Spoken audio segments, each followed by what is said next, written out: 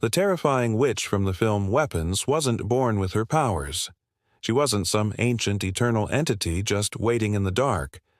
No, the film's lore presents a truth that is far more unsettling. The woman, known as Aunt Gladys, was a mortal who twisted ancient forbidden arts to build her own power, crafting it piece by gruesome piece. She was a creator, a malevolent artist, and her materials were the stuff of nightmares. So, today, we're exposing the gruesome details of her blood magic and the sinister blackthorn wood she used to forge living weapons.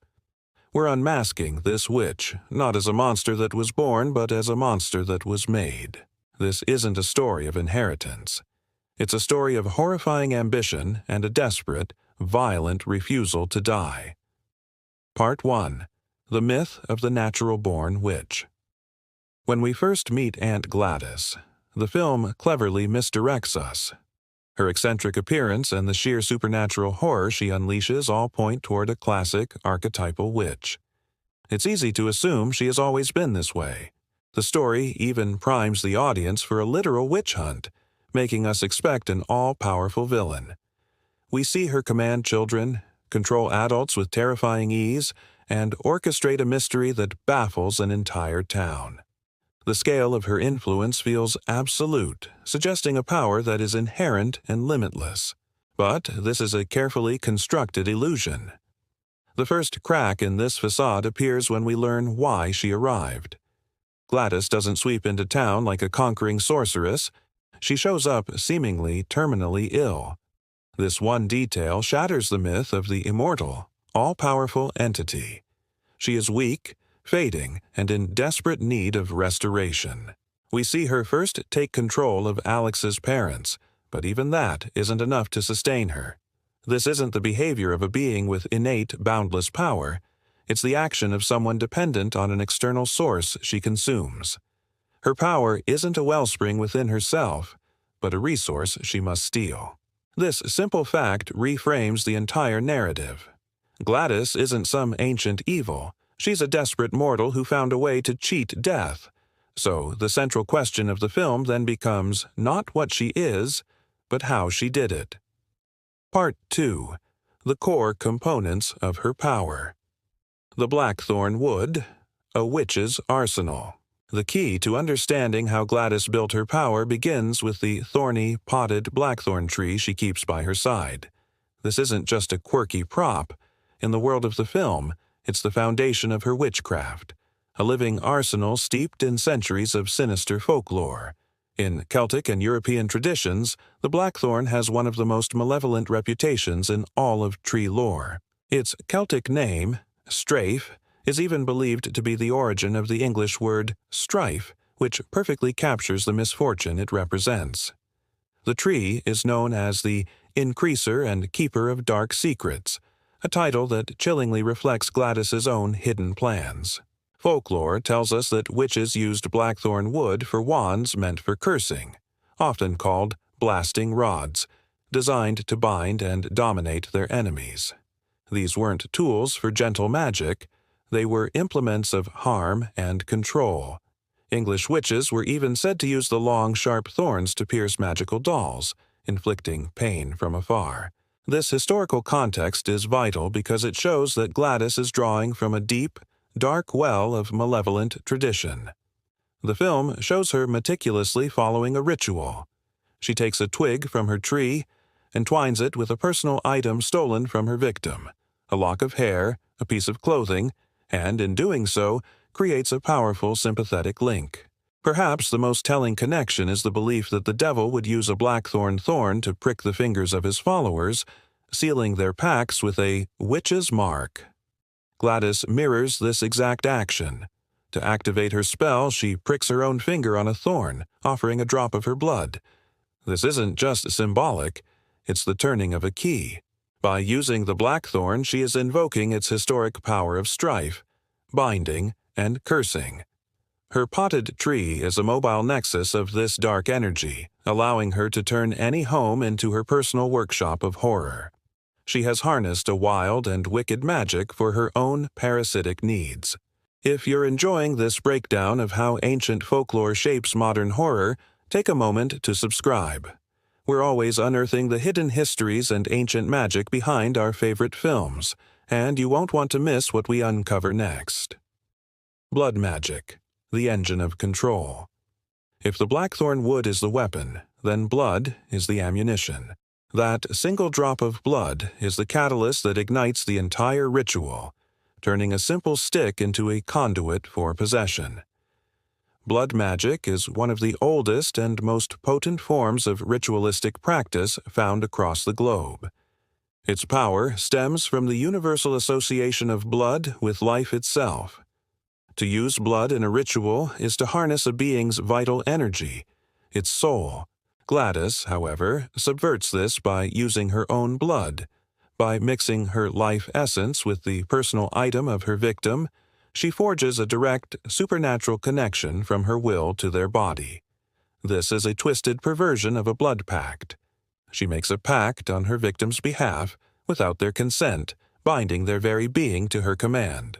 When she snaps the blood-anointed blackthorn stick, the pact is sealed, and the victim's will is instantly broken. This ritualistic use of blood echoes historical accounts of witchcraft.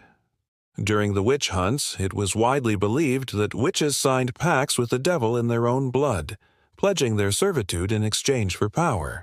Gladys's ritual is, in essence, a series of these micro-pacts. With each thorn she anoints and each drop of blood she gives, she reaffirms her own dark bargain while enslaving another soul. This proves her power isn't innate. It must be bought and paid for again and again in blood. The blood acts as the fuel, the engine that carries her intention through the blackthorn and into her target, overwriting their consciousness with her own. The parasitic nature, a cycle of consumption. With the ritual complete, the true nature of Gladys's power is revealed. She is a parasite. The blackthorn and blood rituals aren't just for control. They are a sophisticated system for feeding. The film shows us she arrives weak and ill, and after possessing Alex's parents, her health is restored. This is a direct transfer of life energy. She drains the life force from those under her control to sustain her own unnatural longevity, a concept that has roots in folklore about vampires and soul-eaters. Her victims are not just mindless puppets, they are living batteries. Alex is forced to keep them alive and fed because their continued existence is what powers her. When just two hosts are no longer enough to halt her body's decay, she escalates, compelling Alex to help her ensnare 17 children. This massive influx of life force makes her stronger, seemingly younger. In this fictional narrative, her victims are left as hollowed-out shells, their consciousness seemingly erased. And here, the film delivers its bleakest blow. Even after Gladys is killed, the victims do not simply return to normal. The writers make it clear that many of the children never spoke again, suggesting the damage from her parasitic feeding is permanent. This isn't simple mind control. A parasite inflicts lasting harm on its host, and Gladys consumes the youth of others simply to stave off her own mortality. Part 3. The Why. The motivation of a mortal. Understanding the how of Gladys's power is horrifying, but it's the why that makes her such a compelling modern horror villain. Her motivation appears to be terrifyingly simple. She is a mortal who is afraid of dying.